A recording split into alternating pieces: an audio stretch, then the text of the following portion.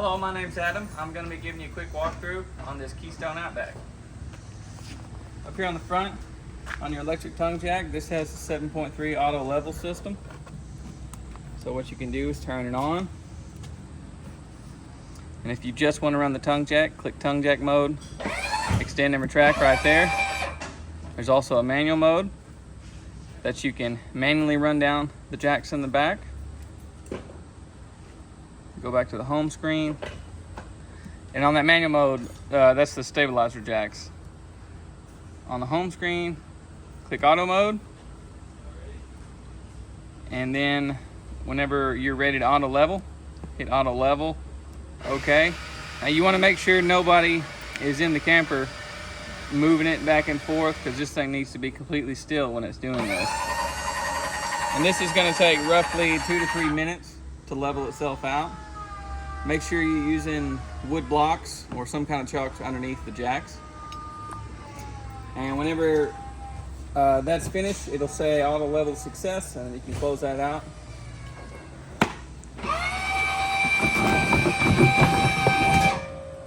Behind the tongue jack are your LP tanks. These are two 30-pound propane tanks. Turn them on like this, and then you can come here to your regulator and point this knob to whichever tank you want to feed from first. So we're pointing at this tank. Whenever that's empty, right here on the back, it's going to turn from green to red, let you know that this tank is empty and it needs to be filled. Then if you have this open, it's going to automatically feed from this side. Right behind that is the 12-volt battery, along with the battery disconnect, this red knob right down here on the frame. So if you're unplugged and you're at your house, you can turn that knob to kill the battery, save a little power. This is the storage compartment inside here. It's where your outdoor shower hose is. That outdoor shower hooks in right here. And inside here we've got a lot of different water connections. So what you're going to do to hook to city water, hook the hose in right there. And if you look at this diagram up top, if you want city water, you turn the valves to exactly how they are. So city water is going to look like that. Now if you want to fill your fresh tank, turn it to look like this. So point that blue valve down to fill the fresh tank. And if you're dry camping, like it says up here, once your fresh tank is filled, you're going to turn that valve up and leave those right where they're at to pull off the fresh tank. But that's going to be city water mode right there. And your satellite hookup is right here. And on this side, this black valve is your black tank flush. So when you flush your black tank, you want to make sure that your waste valve is open. The waste valves for this unit are located right down here on the frame. That's the black tank, that's the toilet water. And this is the gray tank. That's the shower and sink water. They both come out of the same outlet. If you look up there under the frame, there's a little white valve coming out of the bottom. That's the drain for the fresh tank. Right here is the water heater on the outside. All the controls for it are on the inside of the camper.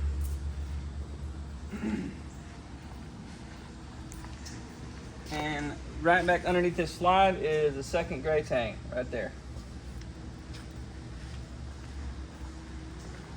This is a 50 amp service unit. Power cord hooks in right here on the bottom.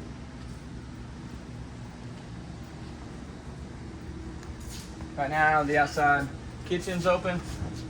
It's got this mini fridge. The controls are right up here at the top right.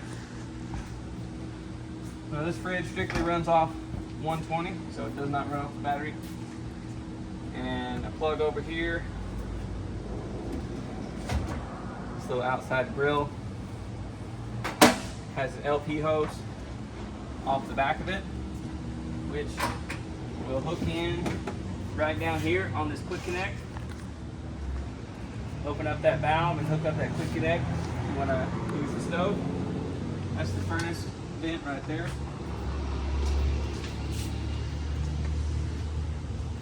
This unit has an electric awning. It's already extended right now. So if you want to make an adjustment on the pitch, pull down this arm, just like that. That way you can let the water run off one side of it. Make sure it's fully extended before you retract the awning.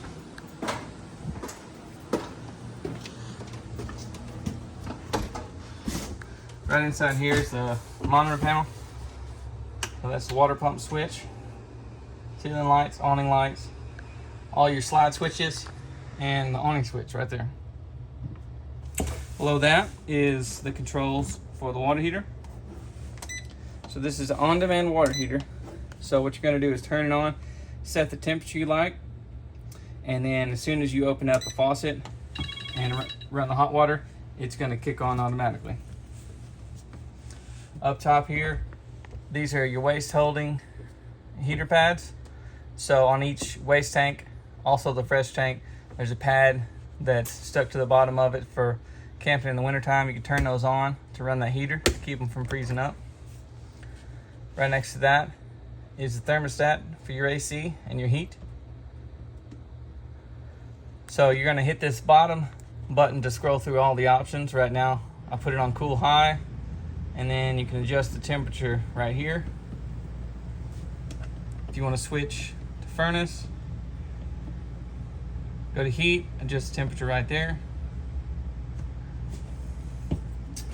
Also inside the bedroom here, second thermostat. This is for the air conditioner in the bedroom, and this one doesn't have the furnace on it, just air conditioner. This unit has solar panel on the roof, so anywhere you see this yellow sticker on a receptacle, that means that plug will produce 120 power off the solar panel. And this is the GFCI outlet for the solar. Underneath the bed, you've got storage, also a little doggy door.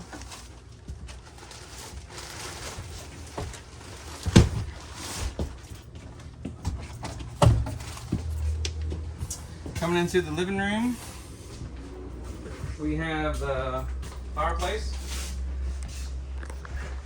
Controls are right here on the end. This also comes with a remote, and this will make heat off electric if you like, or you can just run this light like I am right now. You can also set this on a timer, and you can control the flame. It's got different colors. Above that is a stereo system. This has Bluetooth capability. Also, you can control your inside and outside speakers from right there. This TV needs to be in a down position going down the road, and that switch is right here, right inside that cabinet. Over here is the range. To light the range, turn the knob to high and hit the igniter until they light. The same way with the oven, turn the oven to pilot, hold down the button, and you may have to hit the igniter a few times to get the oven to light. Above that is the exhaust fan and light. This unit has a 12-volt refrigerator. All the controls are right here on the edge.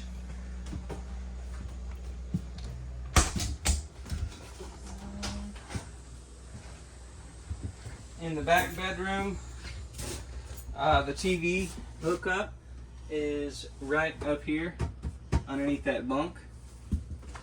And over here, you can leave this bunk up like we have it now, or you drop it down like that.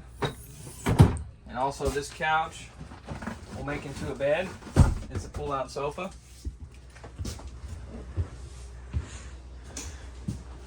And the dinette booth, it's already down in the bed position, but you can move those cushions, pull the table up to lock it for a table. Down here on the back of the island is the carbon monoxide and propane leak detector. So this is wired in straight to the battery on the front of the unit. If you hear this sound, that means there's a leak inside somewhere. You need to exit the unit. And on the ceiling over here is the smoke alarm. This runs off this 9-volt battery. Make sure you check it periodically. Inside the bathroom is the GFCI outlet right there on the wall. So every now and then, if you're running a blow dryer or something, this thing might trip. Just reset it like that. Also, other outlets inside this unit are tied into this one. So if something's not working, come here and check that. Make sure your shower door is locked like this until you hear that click when you're going down the road. Right above here is the exhaust fan for the bathroom. You can crank up that vent and hit the switch right in the corner to turn the fan on. And it's also tied into this light switch on the wall right here. Thanks a lot for watching this video. I hope you enjoyed it. If you have any more questions, give us a call at 270-247-0333 or go visit our website, RileysRVworld.com.